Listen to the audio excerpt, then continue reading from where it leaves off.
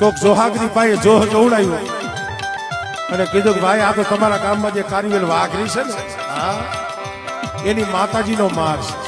તો કારીવેલ વાઘરીને મનાવો, એની માતાજીને પાછી વાળો, તો આ માર બંધ થાય છે, નકર નહીં થાય. ભાઈ અમારે વિઠ્ઠલ દાદા ભુવા આવ્યા. બાબા તમે તમારી દેવી જેમ કયો એમ કરી, પણ તમારી દેવીને રીઝાવો, આ ગામ આખું સાફ થઈ જાય. માતાજીના દાણા જોવા બેઠા.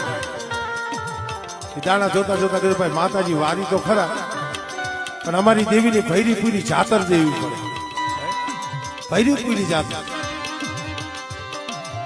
12 ગોકળા, 13મો મેકાહાર, 14મો કુકડો. ભૈરી પૂરી જાતર આપો તો વરે. મિત્રો ગરજ ને અકલ ન હોય, કાંઈ વાંધો નહીં, આલ્યો ભાઈ તમારી દેવીની ભૈરી પૂરી જાતર. પ્રકાશભાઈ દેવીની વાતો કેવી છે જો. આમ દેવી જમી જાય અને હાડા તરતી થાય ને, પાછો ગાડીઓ મારી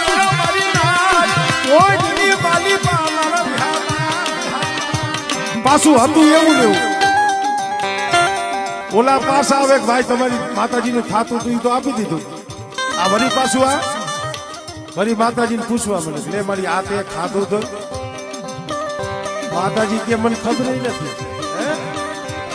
એ જાતર દીધી મને ખબર નથી, મેં જોઈ નથી, તો એ જાતર મને પૂછી નથી. બીજી લાવો, બીજી દીધી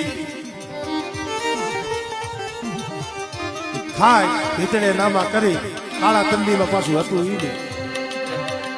મહા આમ કરતા કરતા કોઈટમાં હાથ જાતર દીધી, હાથ ગરાસી આવે પણ હાથ જાતર દીધી, કાળા તંદી થાય ત્યાં પાછું હતું એવું ને એવું. પછી ભાઈ ગમે એને થોડીક રીહ તો ચડે ને. વિઠ્ઠલ દાદા એ કીધું મળે હવે તો આ કામને નહીં પુગાયો.